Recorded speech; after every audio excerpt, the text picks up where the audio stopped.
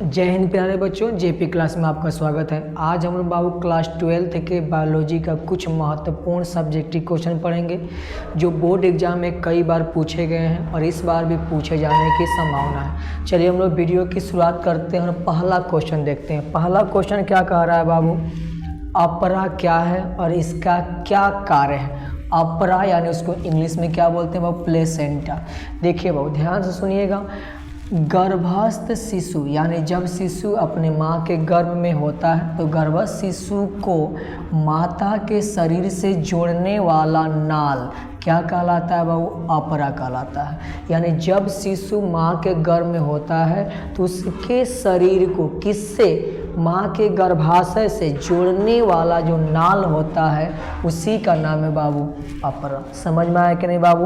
अपरा का एक सिरा किससे बाबू, गर्भाशय से, और दूसरा सिरा गर्भनाल जो नाभि से निकलता है यानी नाभि से जुड़ा होता है, यानी कौन बाबू, भ्रूण से जुड़ा होता है। यानी ध्यान से सुनना है, अपरा क्या है, शिशु, जो शिशु होता है उसके शरीर को किससे जोड़ने वाला, माता के शरीर से जोड़ने वाला क्या होता है, एक नाल होता है जिसको अपरा बोलते हैं। अपरा का एक सिरा किससे, गर्भाशय से, और दूसरा सिरा किससे बाबू, भ्रूण से जुड़ा होता है। समझ में आया कि नहीं बाबू, तो आपको समझ में आ गया होगा। दूसरी बात, अपरा का कार्य क्या होता है, तो अपरा का हम लोग कार्य देखते हैं। कार्य वो पहला, अपरा भ्रूण एवं माता के मध्य विभिन्न गैसों एवं पदार्थों का क्या करता है, विनिमय करता है। यानी अपरा का एक सिरा किससे, गर्भाशय से, गर्भाशय किसका, माता का।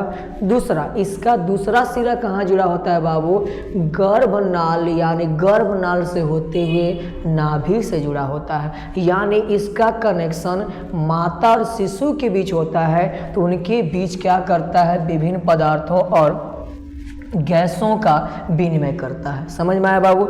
दूसरा इसका कार्य क्या है बाबू, भ्रूण के पोषण, श्वसन और उत्सर्जन में महत्वपूर्ण भूमिका निभाता है। यानी भ्रूण के अंदर जो श्वसन होगी या पोषण होगा, उत्सर्जन होगा तो उपयोगी पदार्थ को पहुंचाने और बाहर निकालने का कार्य करता है। समझ में आया कि नहीं बाबू। तो ये क्वेश्चन आपको समझ में आया होगा। यानी अपरा क्या है, माता के शरीर से किसको, शिशु को जोड़ने वाला क्या होता है, नाल होता है। अपरा का एक सिरा गर्भाशय तथा दूसरा सिरा गर्भनाल द्वारा किससे, भ्रूण से जुड़ा होता है। इसका काम क्या है, माता और भ्रूण के मध्य विभिन्न पदार्थों एवं गैसों का विनिमय करता है। दूसरा, अपरा भ्रूण के पोषण, श्वसन और उत्सर्जन में महत्वपूर्ण भूमिका निभाता है। ठीक है बाबू, तो ये था पहला क्वेश्चन, आप इसका एक बार स्क्रीनशॉट ले लीजिए।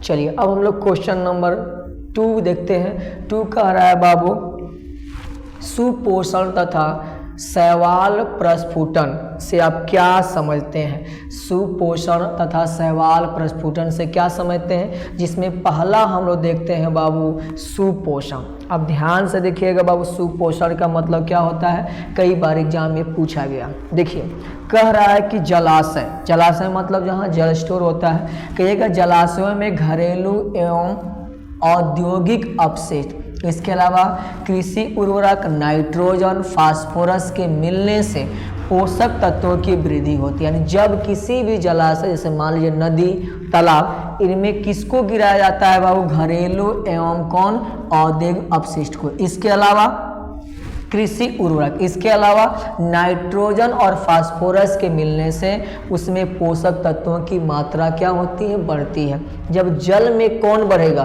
पोषक तत्व बढ़ेगा तो उनमें बाबू सूक्ष्म जीव और शैवाल की संख्या में क्या होती है, लगातार वृद्धि होती है। यह प्रक्रिया क्या कहलाता है, सुपोषण कहलाता है। तो आपको समझ में आया होगा बाबू सुपोषण क्या है। कहेगा सर जलाशय में जब हम लोग कौन, औद्योगिक अपशिष्ट या घरेलू अपशिष्ट, इसके अलावा कृषि उर्वरक, नाइट्रोजन, फास्फोरस को मिलाते हैं तो जलाशय में जल में किसकी मात्रा, पोषक तत्वों की मात्रा क्या हो जाती है, बढ़ जाती है। जब पोषक तत्व बढ़ते हैं तो उनमें कौन जीव, सूक्ष्म जीव और शैवाल की संख्या लगातार क्या होती है, बढ़ती है। यही बढ़ने की प्रक्रिया क्या कहलाती है, सुपोषण कहलाती है। समझ में आया बाबू। एक सबसे इंपॉर्टेंट बात, सुपोषण में किसकी मात्रा, बीओडी, बीओडी का मतलब होता है बाबू bio chemical oxygen, biochemical oxygen demand, यानी बीओडी की मात्रा क्या होती है, बढ़ जाती है। जल जितना ज़्यादा प्रदूषित है उसमें बीओडी उतना ही क्या होगा, ज़्यादा होगा। जल प्रदूषण को मापने की इकाई है कौन बाबू, बीओडी। बीओडी मतलब है बायोकेमिकल ऑक्सीजन डिमांड। बीओडी में होता क्या है बाबू, ध्यान सुनिएगा, जब जल में कौन तत्व बढ़ेंगे, पोषक तत्व की मात्रा बढ़ेगी, जीवाणु की संख्या बढ़ेगी। जीवाणु की संख्या बढ़ेगी, इसका मतलब है उनको श्वसन की प्रक्रिया के लिए ज़्यादा ऑक्सीजन की जरूरत पड़ेगी। जब ज़्यादा ऑक्सीजन की जरूरत पड़ेगी, इसका मतलब जल में ऑक्सीजन की क्या होती जाएगी, कमी होती जाएगी। जब किसी चीज़ की कमी होती है उसका डिमांड क्या होता है, बढ़ता है, तो यानी ऑक्सीजन का डिमांड बढ़ जाएगा, यानी बीओडी क्या होगा, बढ़ेगा। दूसरा, सूर्य का प्रकाश जलीय पादपों तक नहीं पहुंच पाता। जब जलाशय में यानी जल में सूक्ष्म जीव या शैवाल की मात्रा बढ़ती है तो सूर्य का प्रकाश जल के अंदर रहने वाले जलीय पादपों तक नहीं पहुंचता है, जिसके कारण उनकी क्या होने लगती है, मृत्यु होने लगती है। समझ में आ गया बाबू? तो ये था आपका सुपोषण, एक बार स्क्रीनशॉट लीजिए। चलिए बाबू, अब हम लोग देखते हैं प्रस्फुटन। कौन प्रस्फुटन बाबू, शैवाल प्रस्फुटन, इसको जल प्रस्फुटन भी कहते हैं। एल्गल ब्लूम्स, कहिएगा बाबू क्या कहना है आपका, यहाँ पे देखना है। जलाशयों में घरेलू एंड औद्योगिक अपशिष्ट, अभी मैंने बताया कृषि उर्वरक नाइट्रोजन फास्फोरस के मिलने से पोषक तत्वों की मात्रा बढ़ने के कारण किसकी संख्या, शैवालों की संख्या बहुत ज़्यादा हो जाती है। मतलब जल में हरा हरा लेयर दिखने लगता है, शैवाल की मात्रा बढ़ जाती है, यही वृद्धि कहलाता है शैवाल प्रस्फुटन। यानी जलाशयों में घरेलू अपशिष्ट, औद्योगिक अपशिष्ट, कृषि उर्वरक और कौन बाबू, नाइट्रोजन फास्फोरस के मिलने से पोषक तत्वों की मात्रा बढ़ेगी। जब पोषक तत्वों की मात्रा बढ़ेगी तो उसमें शैवाल की मात्रा बढ़ेगी, क्योंकि शैवाल को जो चीज़ की जरूरत पड़ेगी वो कहाँ से मिल जाएगा, पोषक तत्वों से मिल जाएगा। और जैसे इसकी मात्रा बढ़ेगी तो शैवाल की मात्रा बढ़ने के कारण यह घटना क्या कहलाएगी, शैवाल प्रस्फुटन। समझ में आया बाबू? चलिए अब स्क्रीनशॉट लीजिए, अगला क्वेश्चन की तरफ चलते हैं। देखिए वो नेक्स्ट क्वेश्चन कह रहा है परिभाषित करना है स्वस्थानीय संरक्षण, बाह्य स्थानीय संरक्षण को क्या करना है, परिभाषित करना। देखिए बाबू, स्वस्थानीय संरक्षण के मतलब होता है, कहिएगा जैव विविधता। जैव विविधता मतलब जीवों की संख्या से रिलेटेड है जैव विविधता। कहिएगा जैव विविधता संरक्षण की वैसी प्रक्रिया जिसमें विभिन्न वन्य जीवों को उनके प्राकृतिक वास स्थान पर संरक्षित किया जाता है, स्वस्थानीय संरक्षण कहलाता है। मतलब क्या है, जो जीव है, जैसे मान लीजिए शेर है, बाघ है, हाथी है, जो वहाँ अपने वास स्थान पे है, जैसे जंगल में ही है, अब उन जीवों की संख्या धीरे धीरे क्या हो रही है, कम हो रही है। तो हम लोग को क्या करना है, उनकी जो संख्या कम हो रही है उस संख्या कम होने से क्या करना है, रोकना है। यानी उनको मरने से क्या करना है, मरने से बचाना है। अब मरने का मतलब यहाँ नहीं है जो प्राकृतिक रूप से मृत्यु होगी तो ठीक है, लेकिन उनकी संख्या बीमारी से या वास स्थान में कमी से उनकी संख्या जो कम हो रही है उनको रोकना है। यानी उनको भोजन प्रदान करना है, उनको स्वास्थ्य अच्छा देना है। तो इसके लिए क्या करते हैं, उसी स्थान पर उनको संरक्षित किया जाता है। तो यह प्रक्रिया कहलाती है स्वस्थानीय संरक्षण। समझ में आया बाबू? स्वस्थानीय संरक्षण के अंतर्गत कौन कौन आता है हम लोग देखते हैं। पहले आप इसका स्क्रीनशॉट ले लीजिएगा। देखिए बाबू, स्वस्थानीय संरक्षण के अंतर्गत 5 चीजें आती हैं। कौन कौन बाबू, आप इसको ध्यान से देखिएगा। कौन कौन बाबू, राष्ट्रीय उद्यान यानी नेशनल पार्क, वन्य जीव अभ्यारण्य यानी उसी को कहा जाता है जंतु विहार, तीसरा आ रहा है आरक्षित जीव मंडल, चौथा बाबू पवित्र उपवन, और 5वां आपके पास आ रहा है हॉट स्पॉट यानी उसको बोलते हैं हॉट स्पॉट यानी तप्त स्थल भी बोला जाता है। यानी टोटल 5 ऐसे हैं व्यवस्था जिनमें स्व स्थानीय संरक्षण के अंतर्गत आते हैं। कौन कौन बाबू? राष्ट्रीय उद्यान जिसको नेशनल पार्क बोलते हैं, वन्य जीव अभयारण्य जिसको क्या बोलते हैं? जंतु विहार, आरक्षित जीव मंडल, पवित्र उपवन, हॉट स्पॉट। तो टोटल ये पांचों किसके अंदर आते हैं बाबू? स्व स्थानीय संरक्षण के अंतर्गत आते हैं। समझ में आया कि नहीं बाबू? राष्ट्रीय उद्यान में जंतु और पादप दोनों को संरक्षित किया जाता है। वन्य जीव अभयारण्य में सामान्यतः जंतुओं को संरक्षित किया जाता है। आरक्षित जीव मंडल में वन्य जीव और जंतु दोनों को, वन्य जीव जंतु पौधों सबको संरक्षित किया जाता है, लेकिन उसमें कुछ विशेष छूट दिया जाता है। पवित्र उपवन बाबू जो धार्मिक रीति रिवाज के अनुसार जो भी पेड़ पौधे हैं या जंतु उनको संरक्षित किया जाता है। हॉट स्पॉट क्या होता है? जहाँ पे जैव विविधता ज़्यादा पाया जाए वहाँ पे जीवों को संरक्षित किया जाता है। तो टोटल 5 तरीके से स्व स्थानीय संरक्षण होता है। एग्जाम में कई बार क्वेश्चन पूछता है कि इनमें से कौन स्व स्थानीय संरक्षण है, तो याद रखिएगा राष्ट्रीय उद्यान, वन्य जीव अभयारण्य, आरक्षित जीव मंडल, पवित्र उपवन, हॉट स्पॉट। समझ में आया कि नहीं बाबू? चलिए अब हम लोग देखते हैं बाह्य स्थानीय संरक्षण। जैव विविधता संरक्षण की वैसी प्रक्रिया जिसमें जीवों को उनके प्राकृतिक वास स्थान से हटाकर अन्य सुरक्षित स्थानों पर संरक्षित किया जाता है, बाह्य स्थानीय संरक्षण कहलाता है। मतलब इस बार क्या है बाबू? जो जीव हैं उनको उनके वास स्थान से हटाना है और किसी सुरक्षित जगह पर संरक्षित करना है, तो ऐसी प्रक्रिया को बोलते हैं बाह्य स्थानीय संरक्षण। यानी जंगल से निकालकर उनको किसी चिड़ियाघर में संरक्षित किया जाए। चिड़ियाघर क्या होता है बाबू? एक प्रकार का बाह्य स्थानीय क्या है? संरक्षण। समझ में आया? जो उनके वास स्थान से हटाना है और किसी विशेष स्थान पर ले जाकर उनको संरक्षित करना है। मतलब उनकी संख्या में जो कमी हो रही है उस कमी होने से क्या करना है? बचाना है। इसके अंतर्गत कौन कौन आता है बाबू?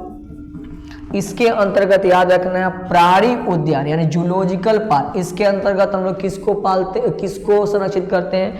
जीव जंतुओं को। और वनस्पति उद्यान में खास तौर पे पेड़ पौधों को।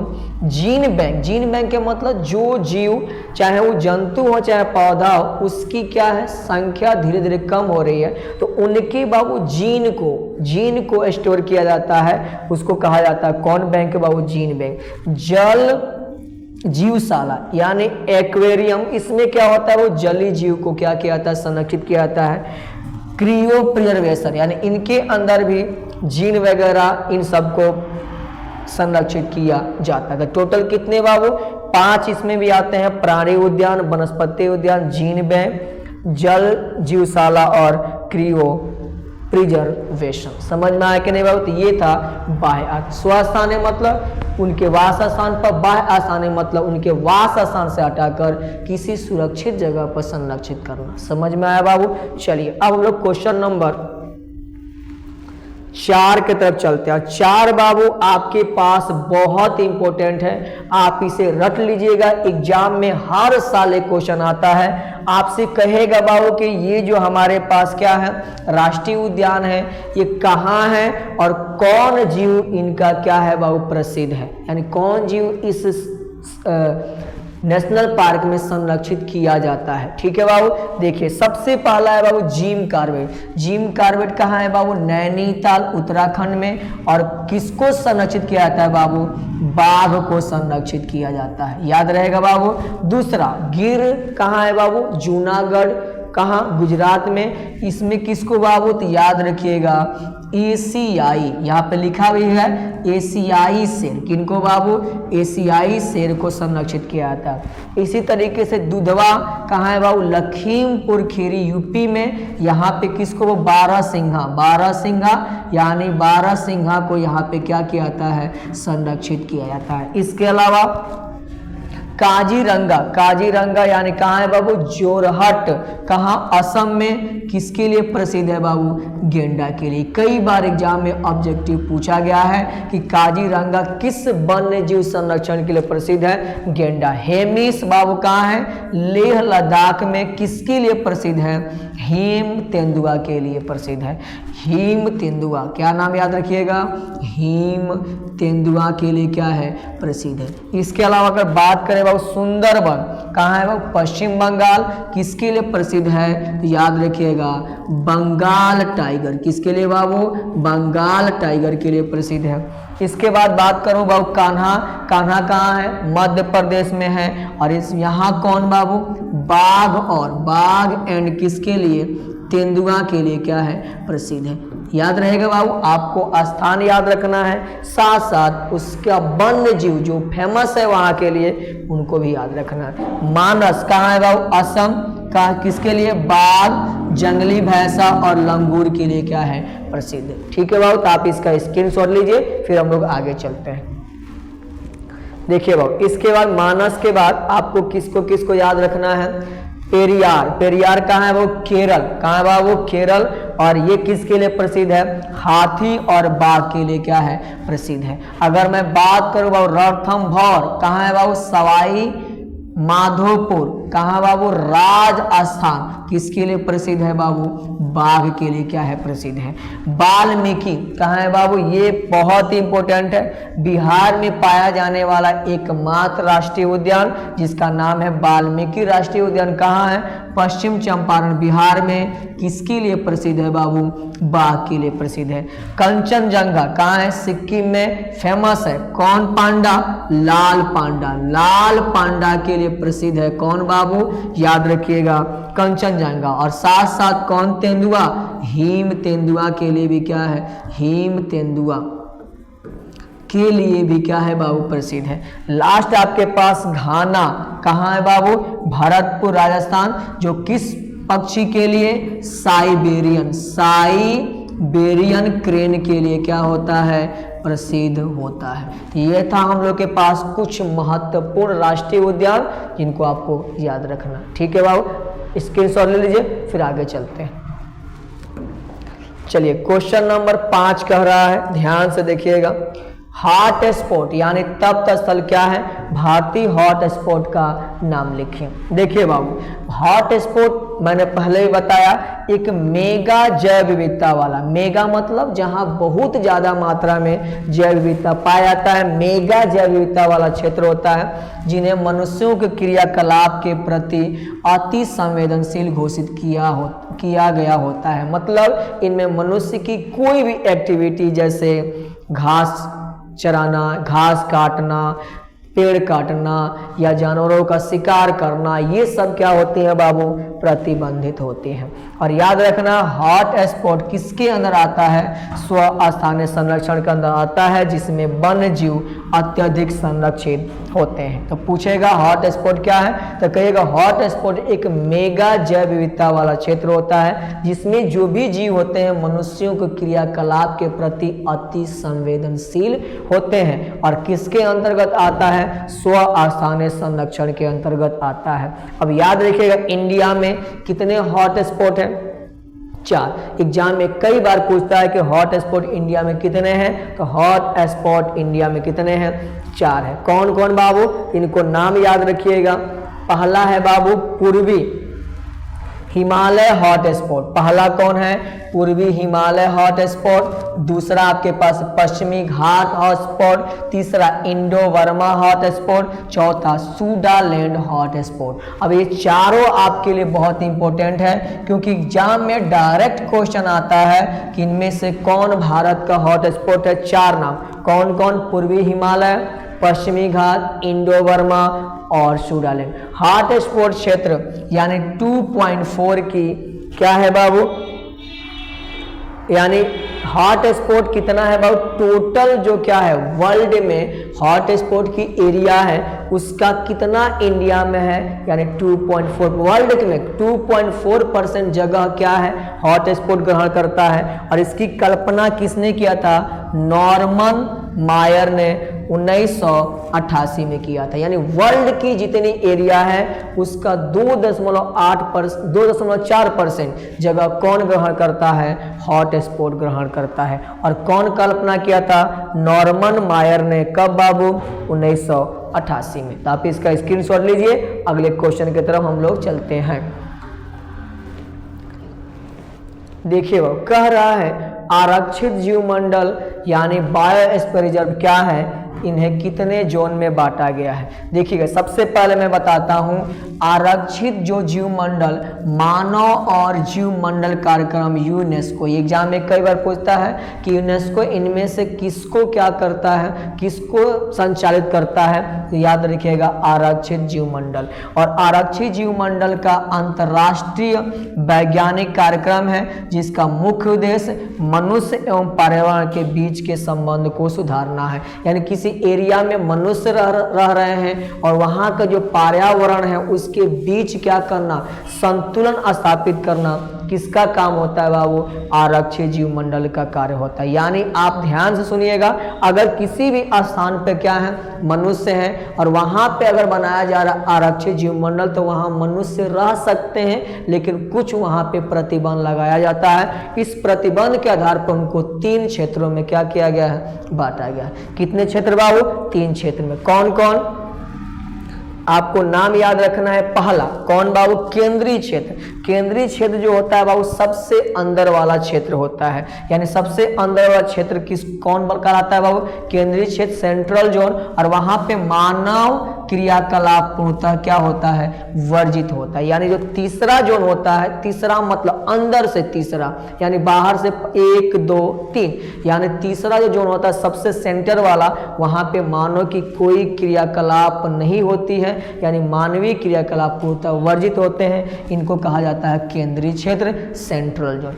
बीच में जो होता है वह उसको कहा जाता है बफर, यानी प्रतिरोधक क्षेत्र, बफर जोन। इनमें क्या होती है, अनुबंधित मानवीय क्रियाकलाप की अनुमति होती है, जैसे शैक्षिक और अनुसंधान। यानी शैक्षिक मतलब किसी चीज के बारे में अध्ययन करना, और रिसर्च करने वाली क्या होती है, एक्टिविटी इसमें लागू होती है। यानी इनमें कुछ प्रतिबंध होता है, लेकिन कौन कौन जा सकते हैं, शिक्षा से संबंधित व्यक्ति या अनुसंधान से संबंधित व्यक्ति उसमें रह सकते हैं। ठीक है बाबू। लास्ट जो जोन होता है जिसको बोलते हैं हम लोग कौन बाबू, परिचालन क्षेत्र, जिसको बोलते हैं मैनिपुलेशन जोन। अधिक मात्रा में मानव क्रियाकलाप की अनुमति होती है, कृषि करना, मवेशी चराना, पर्यटन, ये सभी इनमें क्या होते हैं, अनिवार्य मतलब इसमें क्या होता है, वर्जित नहीं है। इनमें आप लोग ये सब कार्य कर सकते हैं। समझ में आया कि नहीं बाबू। तो कितने जोन होते हैं, याद हो गया हो आपको, 3 जोन। कितने जोन बाबू, 3 जोन। जैसे सबसे अंदर वाला, उसके बाद, फिर उसके बाद ये जो होता है बाबू अंदर वाला, इसको बोलते हैं केंद्रीय जोन, केंद्रीय जोन। और इसके बाद जो होता है बीच वाला बाबू, ये वाला, इसको क्या बोलते हैं, बफर जोन। कौन सा जोन बोलते हैं बाबू, बफर जोन। और ये लास्ट वाला जो होता है इसको बोलते हैं परिचालन। क्या बोलते हैं बाबू, परिचालन जोन, या क्या बाबू, क्षेत्र। अब देखिए ये जो होता है इसके अंदर मनुष्य की कोई भी एक्टिविटी नहीं होती है। बफर जोन में शिक्षा और अनुसंधान से संबंधित एक्टिविटी होती हैं। परिचालन में बहुत सी एक्टिविटियां होती हैं, जैसे वहाँ पे रहना, झोपड़ी बनाना, रिसर्च करना, सब होता है उसमें, खेती करना, जानवरों को चराना, ये सब होते हैं। ठीक है बहुत। ये 3 जोन होते हैं किन में, आरक्षित जीव मंडल। समझ में आया। चलिए अब क्वेश्चन नंबर 7 आ रहा है। क्या आ रहा है बाबू, 7। बहुत इंपॉर्टेंट क्वेश्चन है बाबू। 7 कह रहा है जैव विविधता ह्रास के कारण लिखें। यानी जीवों की लगातार जो संख्या कम हो रही है तो उनके ह्रास के आपको क्या लिखना है, कारण लिखना है। सबसे पहले मैं आपको प्राकृतिक कारण बताता हूं, जिसके लिए मनुष्य जिम्मेवार नहीं है, प्रकृति जिम्मेवार है, और उसके चलते जीवों की संख्या में लगातार क्या आ रही है, कमी आ रही है। पहला बाबू, जंगलों में आग लगना। जंगलों में लगातार आग लगते हैं, जिसके चलते जीवों की संख्या में क्या आती है, कमी आती है, और उनकी स्पीशीज धीरे धीरे क्या हो जाती हैं, विलुप्त होती हैं। दूसरा, बाढ़, सूखा या चक्रवात। बाढ़, सूखा या चक्रवात के चलते भी जैव विविधता का ह्रास होता है। सुनामी, भूकंप और ज्वालामुखी, इनके कारण भी जैव विविधता का ह्रास होता है। लास्ट बाबू, किसकी कमी, परागण की कमी। परागण क्या होता है बाबू, परागण जो पुष्पों में होने वाला क्या है, जनन की एक प्रक्रिया है, जिसमें परागकण यानी नर युग्मक वर्तिकाग्र पर पहुंचता है। ठीक है बाबू। तो आपको याद रखना 4 जो होते हैं प्राकृतिक क्या होते हैं, कारण होते हैं, जिनके कारण जैव विविधता का ह्रास हो रहा है। ठीक है बाबू। चलिए अब इसका स्क्रीनशॉट लीजिए, फिर हम बताते हैं आपको मानव जनित कारण।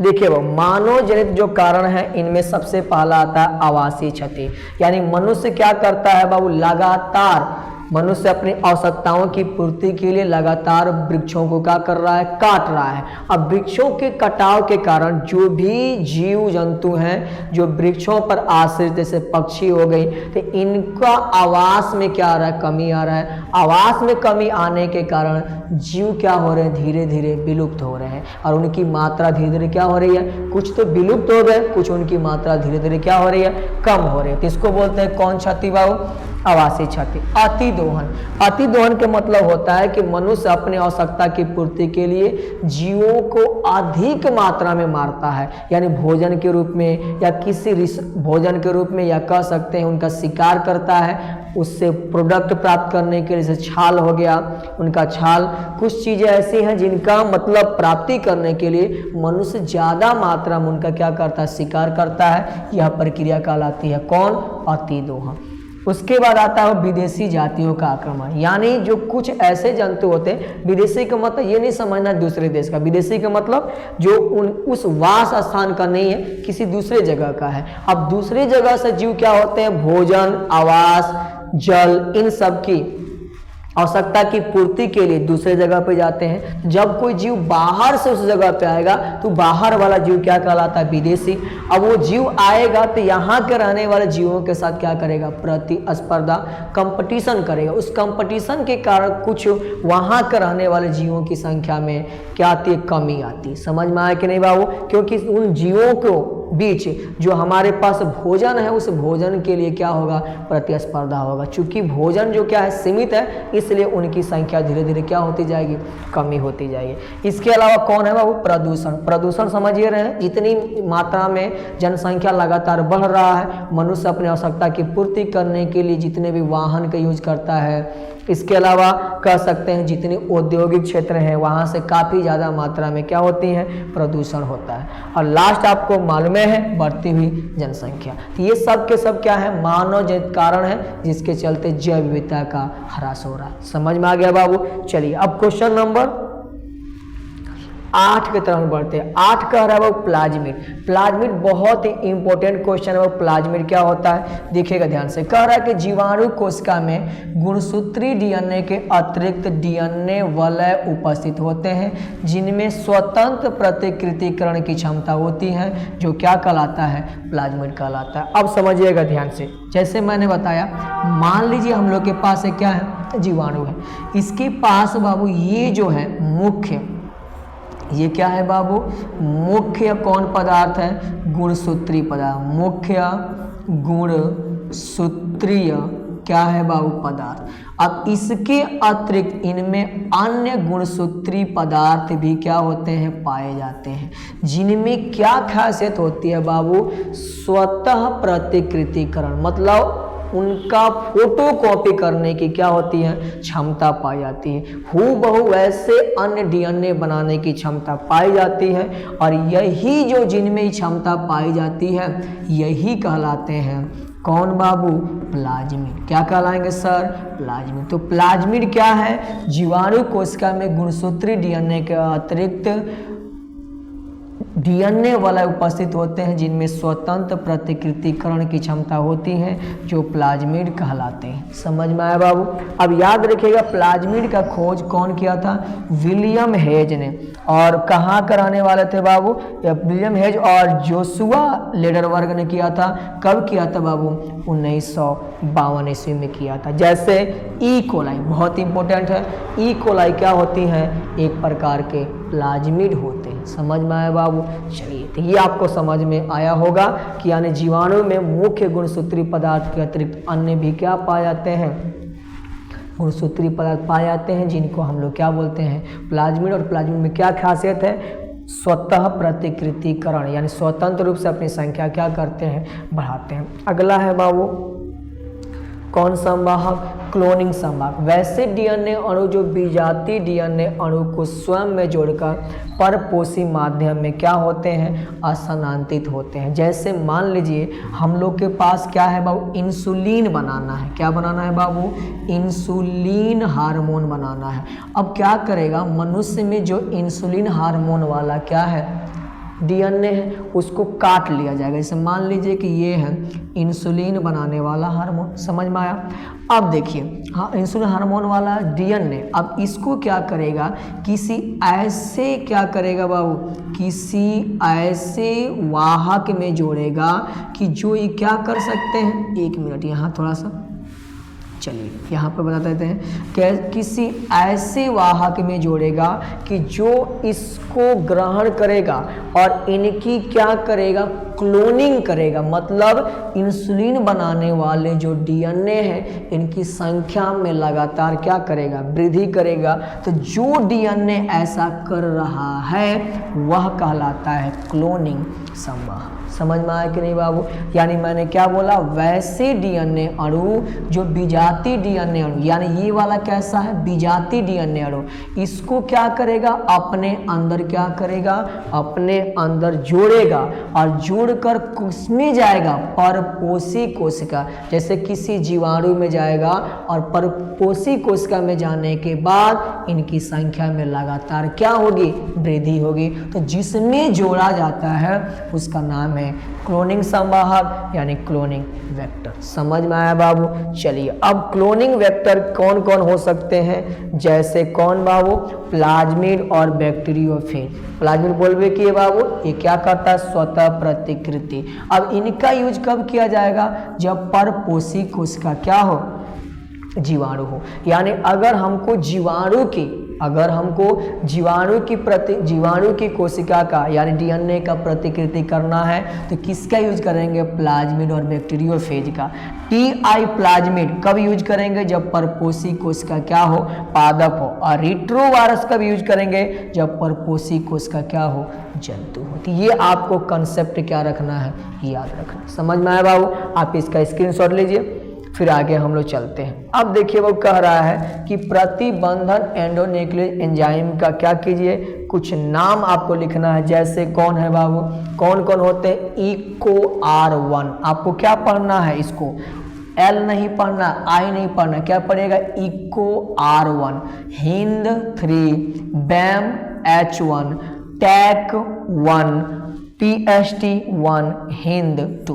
तो ये सब क्या है बाबू, प्रतिबंधन एंडोन्यूक्लियस एंजाइम है, जो क्या करते हैं। अभी हम लोगों ने पढ़ा कि जो वांछित डीएनए था और जो होस्ट कोशिका थी, इनके जो डीएनए है उन डीएनए को काटने का कार्य करता है। कौन बाबू, प्रतिबंधन एंडोन्यूक्लियस एंजाइम। जैसे मान लीजिए इस डीएनए को हम लोग को जोड़ना है, इस कोशिका में क्या करना है, जोड़ना है। तो इसको जोड़ने के लिए क्या करेगा, जो ये वांछित डीएनए है और इसको हम लोग को होस्ट सेल में क्या करना है, जोड़ना है। तो इनको काटने का काम कौन करता है, प्रतिबंधन एंडोन्यूक्लियस एंजाइम। और काटने का काम करता है, इसलिए इनको एक और नाम से जाना जाता है, आणविक कैंची के नाम से जाना जाता है। जो आणविक कैंची यानी प्रतिबंधन एंजाइम किसको काटेगा, किसको बाबू, जो बाहर वाला डीएनए है, वांछित डीएनए, इसको काटेगा। वही किसको काटेगा, होस्ट सेल यानी होस्ट कोशिका में उपस्थित डीएनए को भी काटेगा। और काटने वाला जो एंजाइम है इसको बोलते हैं प्रतिबंधन एंडोन्यूक्लियस एंजाइम। और याद रखिएगा इसको किसके नाम से, आणविक कैंची के नाम से जाना जाता है। एग्जाम में हर साल एक ऑब्जेक्टिव पूछता है कि इनमें से कौन प्रतिबंधन एंडोन्यूक्लियस एंजाइम है। तो आप इनका नाम याद रखिएगा, ठीक है। चलिए आगे हम लोग चलते हैं। आगे कह रहा है क्लोनिंग स्थल। कह रहा है बाबू कि क्लोनिंग स्थल क्लोनिंग संवाहक में उपस्थित विशिष्ट डीएनए अनुक्रम होते हैं जहां पर विजातीय डीएनए यानी फॉरेन डीएनए जुड़ते हैं। यानी क्लोनिंग वेक्टर में जब हम किसी विजातीय डीएनए को जोड़ते हैं तो जिस स्थान पे जोड़ते हैं वही कहलाता है क्लोनिंग स्थल। समझ में आया बाबू। चलिए नेक्स्ट क्या कह रहा है, पुनर्योगज डीएनए। पुनर्योगज डीएनए का मतलब होता है दो अलग अलग स्रोतों से लिए गए डीएनए को जोड़कर बनाया गया डीएनए पुनर्योगज डीएनए कहलाता है। ध्यान से सुनिए, जैसे मान लीजिए नील हरित शैवाल, क्या है बाबू, नील हरित शैवाल।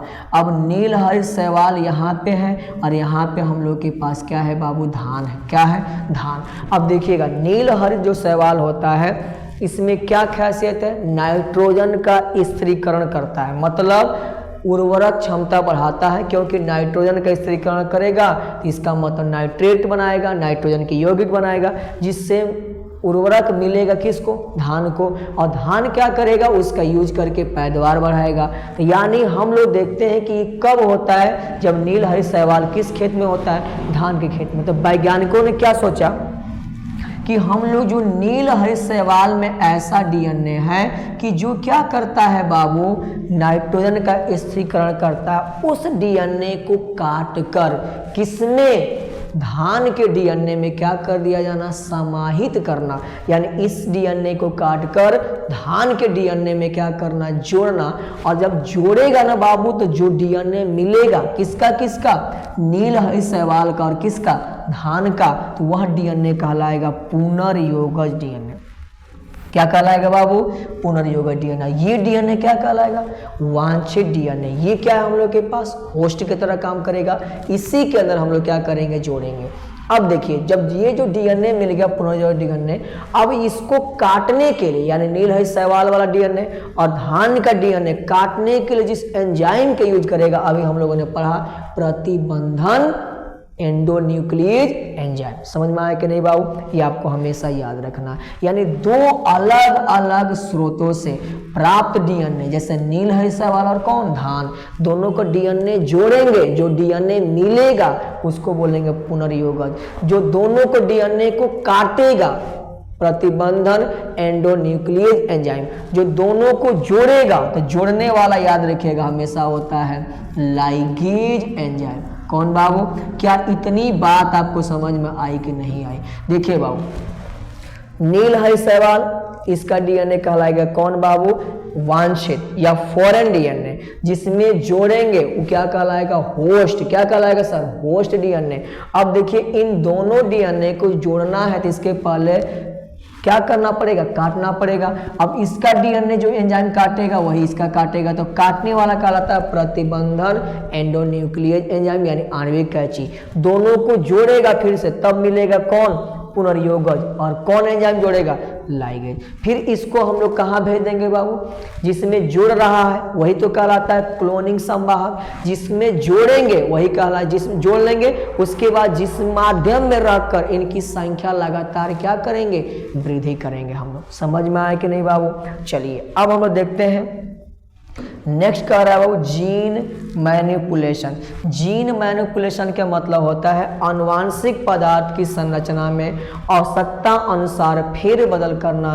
जीन मैनिपुलेशन या उसी को बोलते हैं अनुवांशिक अभियांत्रिकी, जेनेटिक इंजीनियरिंग कहते हैं। अब सुनिएगा ध्यान से, ये क्या कह रहा है, ये कह रहा है जैसे अभी हमने देखा कि एक नील हरित शैवाल था और एक क्या था बाबू, धान था। तो हम लोग क्या करेंगे, धान के डीएनए में, किसके बाबू, धान के डीएनए यानी उसके अनुवांशिक पदार्थ में संरचना में आवश्यकता अनुसार हम लोग क्या करेंगे, फेरबदल करेंगे। और यही फेरबदल करना क्या कहलाता है, जीन मैनिपुलेशन या अनुवांशिक अभियांत्रिकी कहलाता है। समझ में आया बाबू? चलिए अब क्वेश्चन नंबर हम लोग के पास आ रहा है 9 नंबर क्वेश्चन बाबू बहुत बहुत बहुत ज्यादा क्या है, इंपॉर्टेंट है। कह रहा है बाबू पुनर्योगज डीएनए तकनीक के क्या लिखें चरण। देखिए वो सबसे पहले क्या होता है, वांछित डीएनए खंड को क्या करना है, प्राप्त करना है। वांछित डीएनए खंड को क्या करना है, प्राप्त करना है। उसके बाद उपयोगी वाहक का क्या करना है, चयन करना है। यानी जिसमें हम लोग इसको क्या करना है, जोड़ना है, उस उपयोगी वाहक का क्या करेंगे, चयन करेंगे। उसके बाद पुनर्योगज डीएनए क्या होगा, प्राप्त होगा। जब पुनर्योगज डीएनए प्राप्त होगा तो उस पुनर्योगज डीएनए को किसमें बाबू, परपोषी कोशिका में क्या करेंगे, भेजेंगे। परपोषी कोशिका में भेजेंगे तो इसका स्थानांतरण जब होगा तो वहाँ ये वांछित डीएनए भी अपना काम करेगा और क्या करेगा, हम लोग को वांछित पदार्थ की क्या होगी, प्राप्ति होगी। जैसे ध्यान सुनिए, यहाँ मान लीजिए कौन बाबू, इंसुलिन, इंसुलिन हार्मोन। कौन हार्मोन बाबू? इंसुलिन हार्मोन वाला क्या होगा? ध्यान सुनिएगा, डीएनए होगा। अब इस डीएनए को हम लोग काट लेंगे। इस किससे काटेंगे बाबू? प्रतिबंधन एंडोन्यूक्लिक एंजाइम। इसको मान लीजिए हम किसी वाहक में, जैसे मान लीजिए जिसमें हम जोड़ते हैं ना बाबू, उसको बोलते हैं होस्ट सेल। क्या बोलते हैं? Host sale. यानी क्या बोलेंगे? परपोषी कोशिका। क्या बोलेंगे बाबू? परपोषी कोशिका या होस्ट सेल जो होगा, जैसे क्लोनिंग संवाहक, इसके अंदर जोड़ लेंगे। अब देखो इसको क्या करेंगे? काटेंगे बाबू। अब इन दोनों को जब जोड़ेंगे, इसका डीएनए इसका डीएनए, तब हमको मिलेगा पुनर्योगज। क्या बोलेंगे बाबू? पुनर्योगज डीएनए। अब इस पुनर्योगज डीएनए को हम किस में लेकर जाएंगे? एक परपोषी, क्या बोलेंगे सर? परपोषी, यहाँ पे माध्यम होना चाहिए। परपोषी कौन बाबू? माध्यम। किस में लेकर जाएंगे? परपोषी माध्यम में। अब जैसे परपोषी माध्यम में लेकर जाएंगे तो उनमें जैसे प्लाज्मिड, उनमें इनकी संख्या लगातार क्या होगी? बढ़ेगी। बढ़ेगी तो ये तो होस्ट सेल वाला तो काम करवे करेगा, साथ साथ इंसुलिन हार्मोन का डीएनए, इंसुलिन हार्मोन का जो जीन है वो भी अपना काम करेगा, वो भी काम करेगा। तो इनके अंदर कौन हार्मोन बनेगा? Insulin hormone. अब हम क्या करेंगे? यहाँ से कौन बाबू? वांछित उत्पाद की क्या करेंगे? प्राप्ति करेंगे। ये आपको समझ में आया होगा। सुनिए ध्यान से। सबसे पहले वांछित डीएनए इसकी, उसके बाद जिसमें जोड़ेंगे उपयोगी वाहक, इसकी चयन कर लेंगे। अब देखिए इन दोनों को, हाँ, इसको काटने के लिए प्रतिबंधन एंजाइम, इसको भी काटने के लिए प्रतिबंधन एंजाइम। अब इन दोनों को जोड़ेंगे किससे बाबू? किस एंजाइम से? लाइगेज एंजाइम से। उसके बाद कौन डीएनए मिल जाएगा? पुनर्योगज डीएनए।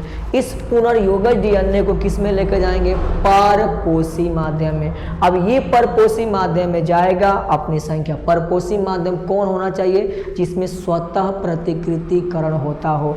उसके बाद इससे हम लोग वांछित उत्पाद की क्या करेंगे? प्राप्ति करेंगे। तो ये कहलाता है डीएनए पुनर्योगज तकनीक। इसके कितने बाबू? 5 चरण होते हैं। ठीक है बाबू, तो आप इसका एक बार स्क्रीनशॉट ले लीजिए। ठीक है बाबू, चलिए क्वेश्चन नंबर 10 कह रहा है कि जीन निम्न को क्या कीजिए? परिभाषित कीजिए। पहला क्या है? अनुलेखन। इसको क्या बोलते हैं वो? ट्रांसक्रिप्शन। क्या बोलेंगे? ट्रांसक्रिप्शन। ट्रांसक्रिप्शन कह रहा है डीएनए में उपस्थित आनुवांशिक सूचनाओं के आधार पर एमआरएनए का क्या होना? निर्माण होना। क्या कहलाता है? अनुलेखन या ट्रांसक्रिप्शन कहलाता है। सुनिए ध्यान से। जो हमारे पास क्या है बाबू? डीएनए है। इस डीएनए का जो सूचना है वो किसमें चल रहा है बाबू? एमआरएनए का निर्माण होना।